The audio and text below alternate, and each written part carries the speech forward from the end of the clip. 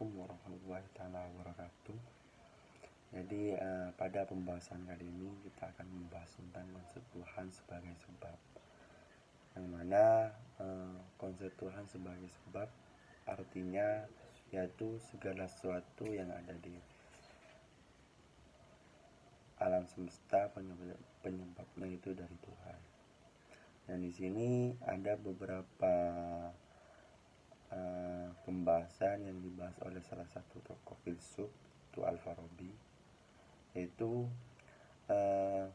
sebab pertama dari segala sesuatu yang ada, artinya Tuhan adalah entitas yang tidak memerlukan penyebab untuk eksistensinya sendiri, tapi tidak menjadi sumber eksistensi bagi segala sesuatu yang lain. Dan juga yang kedua yaitu keharusan dan keberadaan. Jadi Al-Farabi itu menganggap keberadaan Tuhan sebagai suatu keharusan ataupun wajibul wujud, seperti itu. Dan yang ketiga yaitu kausalitas dan emanasi. Al-Farabi menggunakan konsep di sini untuk menjelaskan bagaimana segala sesuatu di alam semesta berasal dari Tuhan, seperti itu. Dan yang terakhir yaitu Tuhan sebagai akal aktif. Al-Farabi juga mengabarkan Tuhan sebagai akal aktif yang bertindak sebagai penyebab dan keteraturan dan pengetahuan di alam semesta. Jadi dari beberapa hal yang dibahas kali ini yaitu konsep Tuhan sebagai sebab artinya segala sesuatu yang ada di alam semesta itu penyebabnya dari Tuhan. Itu.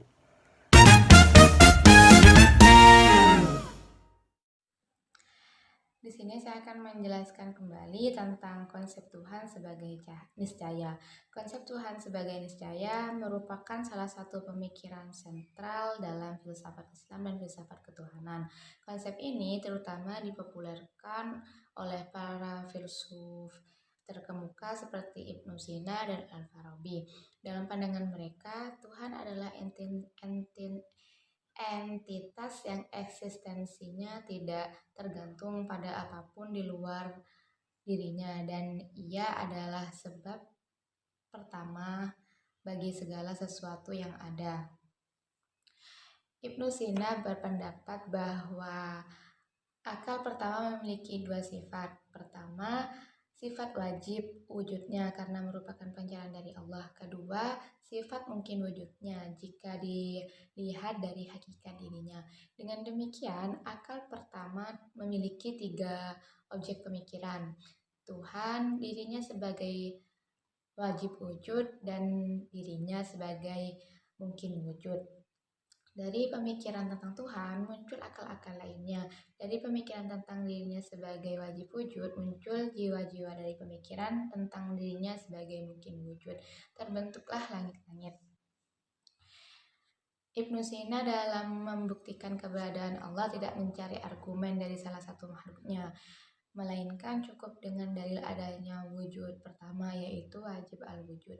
Jagat raya ini sebagai mungkin al-wujud memerlukan suatu sebab atau ilat yang menjadikannya ada, karena keberadaannya memerlukan suatu sebab, karena keberadaannya tidak berasal dari zatnya sendiri. Sedangkan menurut Al-Farabi, alam ini bersifat mungkin wujudnya, dan karena itu memerlukan suatu zat yang bersifat wajib wujudnya untuk mengubah kemungkinan wujudnya menjadi wujud hakiki. Akal pertama kemudian merenungkan dirinya, dan dari pemikiran ini terbentuklah langit pertama. Akal-akal berikutnya juga merenungkan diri mereka masing-masing. Dari pemikiran-pemikiran tersebut muncul bintang-bintang seperti Saturnus, Jupiter, Mars, Matahari, Venus, Merkurius, bulan, bumi, serta segala isinya. Dengan demikian, Tuhan tidak berhubungan langsung dengan alam materi, tetapi berada jauh dari alam materi yang bersifat kompleks. Jadi dapat disimpulkan bahwa konsep Tuhan sebagai wujud niscaya atau wajib al-wujud adalah pemikiran sentral dalam filsafat Islam, dipopulerkan oleh Ibnu Sina dan Al-Farabi. Mereka menyatakan bahwa Tuhan adalah entitas yang eksistensinya tidak tergantung pada apapun selain dirinya sendiri. Menjadi sebab pertama bagi segala yang ada. Ibnu Sina menjelaskan bahwa akal pertama memiliki dua sifat, wajib wujud sebagai penjelasan dari Allah dan mungkin wujud jika dilihat dari hakikat dirinya.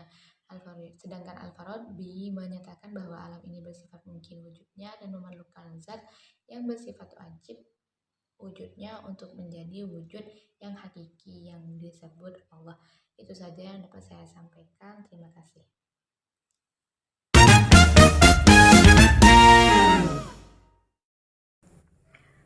Baik, jadi di sini saya akan menjelaskan tentang konsep Tuhan sebagai cahaya. Konsep Tuhan sebagai cahaya menggambarkan Tuhan dengan menggunakan metafora yang mudah dipahami oleh banyak orang. Cahaya adalah simbol penerangan dan seperti cahaya yang mengusir kegelapan. Tuhan dianggap sebagai penerang hati dan pikiran manusia, memberikan petunjuk dan arahan dalam hidup. Dalam filsafat, Suhrawardi mempunyai pandangan khusus bahwa Allah Subhanahu wa Ta'ala adalah cahaya dari segala cahaya atau yang disebut Nur al-Anwar. Istilah tersebut terinspirasi dari Quran Surat An-Nur ayat 35. Kemudian, dalam filsafat Suhrawardi, Tuhan dianalogikan sebagai cahaya, dikarenakan cahaya merupakan sesuatu yang jelas di mana tidak ada yang lebih jelas dan terang daripada cahaya. Cahaya merupakan suatu yang eksistensinya tidak lagi memerlukan definisi atau penjelasan karena ia sudah jelas dan tampak. Cahaya juga merupakan suatu zat yang swamandiri, di mana zat serta kesempurnaannya akan dirinya tidak tergantung pada objek lain. Jadi dapat disimpulkan bahwa Suhrawardi menggambarkan Tuhan sebagai cahaya tertinggi yang memberikan penerangan dan kehidupan kepada segala sesuatu. Suhrawardi ini menggunakan metafora cahaya untuk menjelaskan keberadaan Tuhan yang tidak terlihat tetapi memberikan pencerahan dan kehidupan kepada alam semesta. Dalam pandangannya, Tuhan sebagai cahaya, segala cahaya. Hanya itu dapat saya jelaskan, kurang lebihnya mohon maaf. Assalamualaikum warahmatullahi wabarakatuh. Perkenalkan, nama saya Wafiko Fitriani. Di sini saya sebagai pemateri pertama akan membahas tentang konsep Tuhan sebagai wujud murni. Mullah Sadra mengatakan bahwasanya Tuhan adalah dasar dari segala hal yang mana keberadaannya juga tak dapat dibuktikan oleh orang lain selain dirinya sendiri. Dalam prinsip yang dikemukakan oleh Mullah Sadra, wujud yakni aslaha wujud yang berarti tak ada yang nyata selain wujud. Pada hakikatnya, wujud di sini tak dapat ditangkap melalui pikiran yang hanya memahami mahiyat atau esensi. Akan tetapi, wujud atau eksistensi ialah memiliki keberadaan yang jelas. Mahiyat di sini memiliki keberadaan yang tidak tentu. Sesuai dengan yang dikatakan oleh Mullah Sadra, yakni Tuhan adalah satu-satunya wujud yang murni, yang esensi, tidak terbatas, dan juga memiliki sifat-sifat ilahi yang sangat sempurna. Semua hal yang ciptaannya seperti manusia, alam semesta, hewan, tumbuhan, di sini hanyalah bayangan dari wujud murni yang kemudian disebut dengan wahda al-wujud.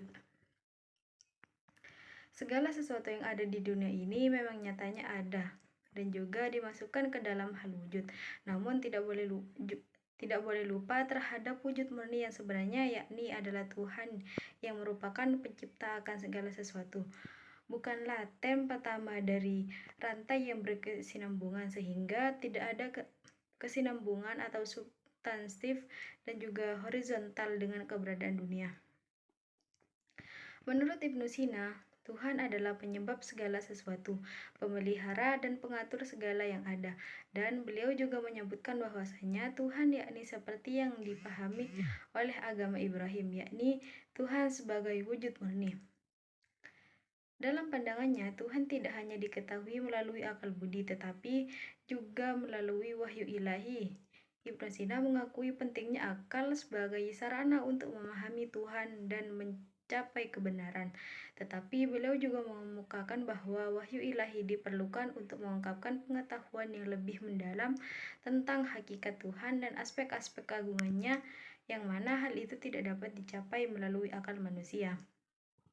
Jadi, konsep Tuhan sebagai wujud murni di sini seperti yang dipaparkan oleh Ibnu Sina dan Mullah Sadra, Tuhan adalah asal dan pencipta segala sesuatu. Dan Ibnu Sina juga menggambarkan Tuhan sebagai wujud murni, yang artinya Tuhan adalah pengetahuan murni dan kebaikan murni. Dan bahkan adanya di sini sebagai wajibul wujud atau tidak bisa tidak. Tuhan pasti ada. Itu saja yang dapat saya paparkan, kurang lebihnya mohon maaf. Wassalamualaikum warahmatullahi taala wabarakatuh.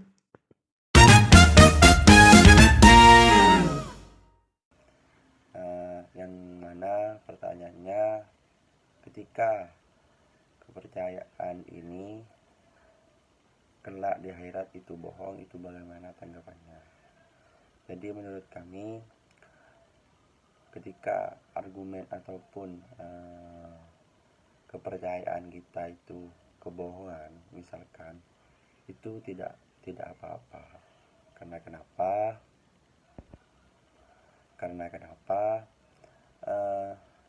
Kita sudah melihat firman-firman Allah. Kita punya keteguhan ataupun keimanan, kepercayaan kita, yang mana kita sudah berpatokan kepada landasan-landasan yang sudah disebutkan di dalam Al-Quran, yang mana sudah dari dulu banyak hal yang sudah terjadi, dan di dalam Al-Quran tersebut juga tidak ada kesalahan sedikit pun. Makanya kita mempunyai kepercayaan terhadap firman-firman Allah Subhanahu wa taala yang mana sudah ada di dalam Al-Quran tersebut.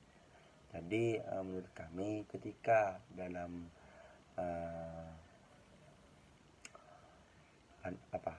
argumen ataupun sesuatu yang kita percayai pada hari ini kelak di akhirat itu bohong, maka menurut kami itu tidak apa-apa, karena kita sebagai hamba sudah percaya atas